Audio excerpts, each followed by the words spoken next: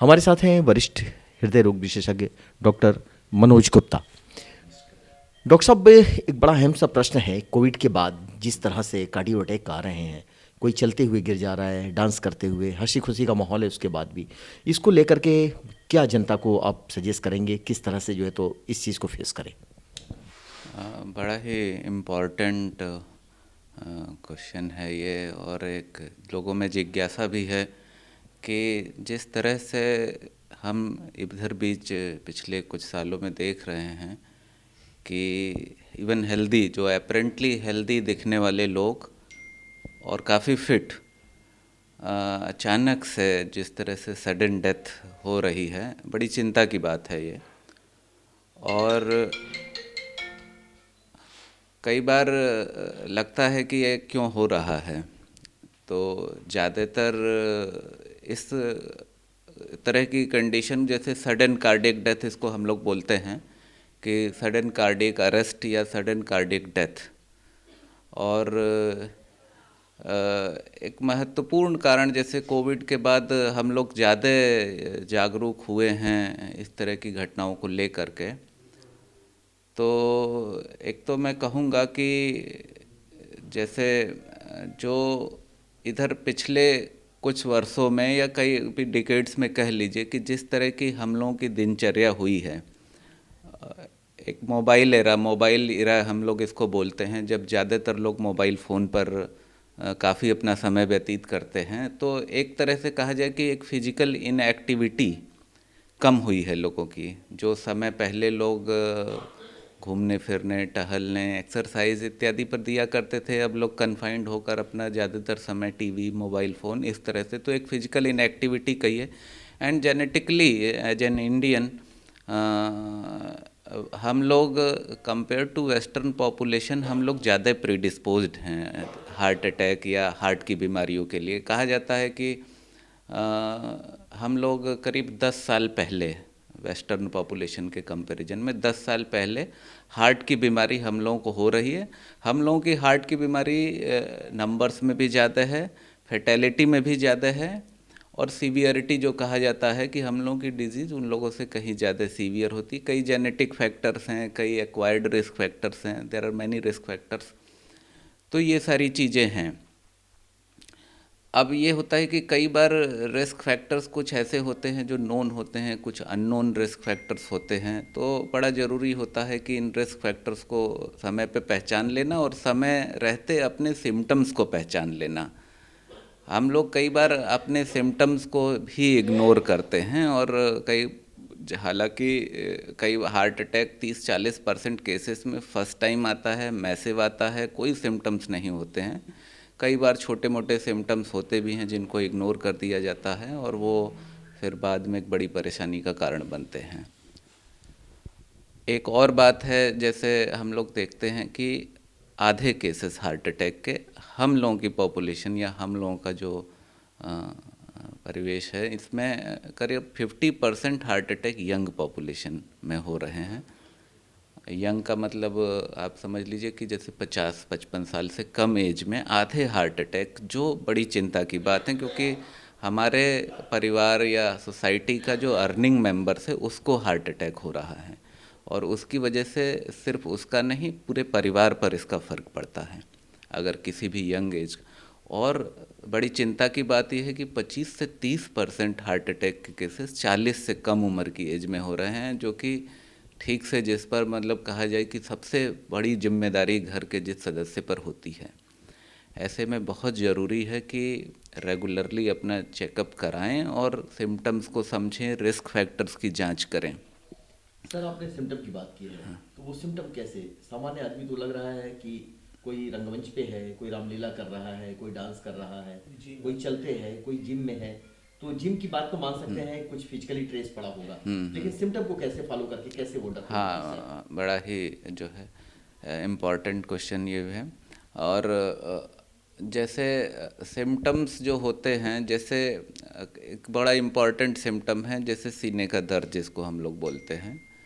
कई बार ऐसा होता है कि जो सीने का दर्द होता है, इसको कई बार लोग गैस की तरह से ले लेते हैं, और उन्हें लगता है कि मैं तो हेल्दी हूँ, थोड़ा लग रहा है गैस टाइप का फॉर्म हुआ है, और कई बार वो जा करके अपना कोई भी गैस से संबंधित दवाइयाँ, सिरप ये सब ले लेते हैं, और मान लीजिए उनको आराम मिल गया तो दे जस्ट इग्नोर कि चलो गैस रहा होगा और रिलीज़ हो गया, अब हम लोग रूटीन वर्क पर आ जाते हैं।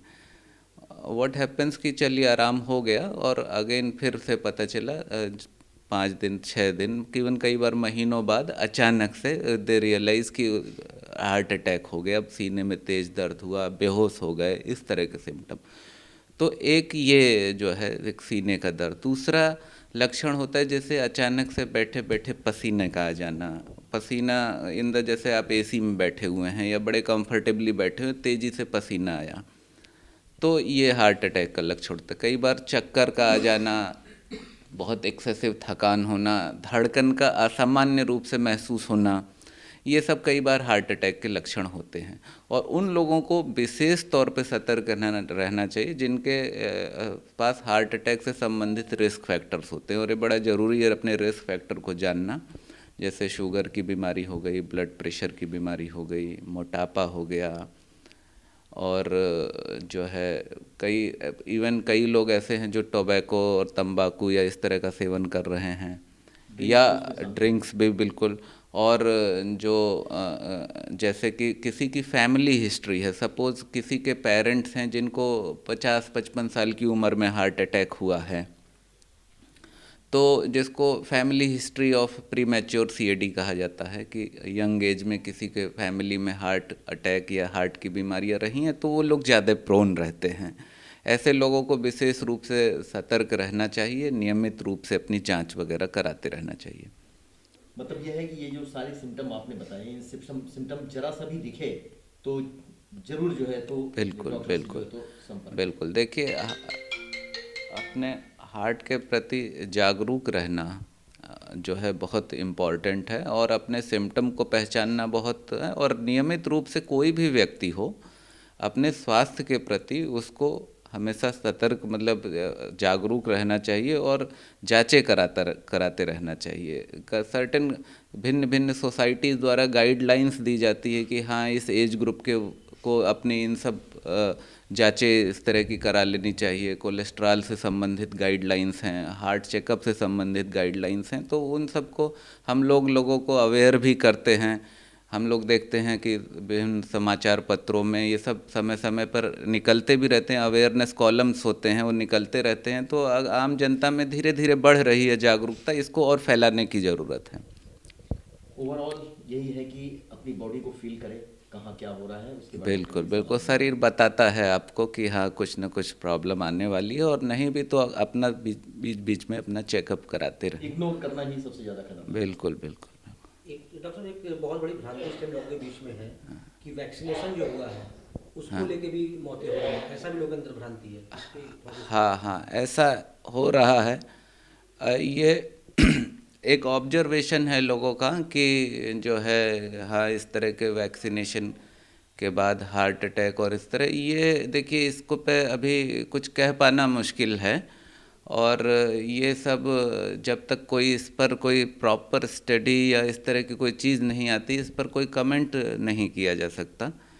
अब कोई भी चीज़ होती है अगर लोग ऑब्जर्व कर रहे हैं, जब तक वो साइंटिफिकली प्रूवन नहीं होती है या कुछ उस पर कोई निष्कर्ष निकल कर नहीं आता है, अभी तक तो कोई ऐसी बात जो है पक्के तौर पर ऐसा कुछ मतलब नहीं रिसर्च कहा हो गया, तो ही पता लग तो सकता ही है। पता चले कि क्या एग्जैक्ट। कोविड के बाद इस तरह की चीजें हाँ, या ये ज़रूर कि हाँ जो लोग कोविड के दौरान हार्ट का खतरा लोगों में बढ़ा था, और कोविड के महामारी के दौरान हार्ट की बीमारियां भी बढ़ी हैं, और कोविड ने हार्ट को भी प्रभावित किया था, और ये देखा गया है इवन कोविड से प्रभावित मरीजों में थोड़ा हार्ट अटैक का रिस्क भी बढ़ा है। They were prone for cardiovascular events.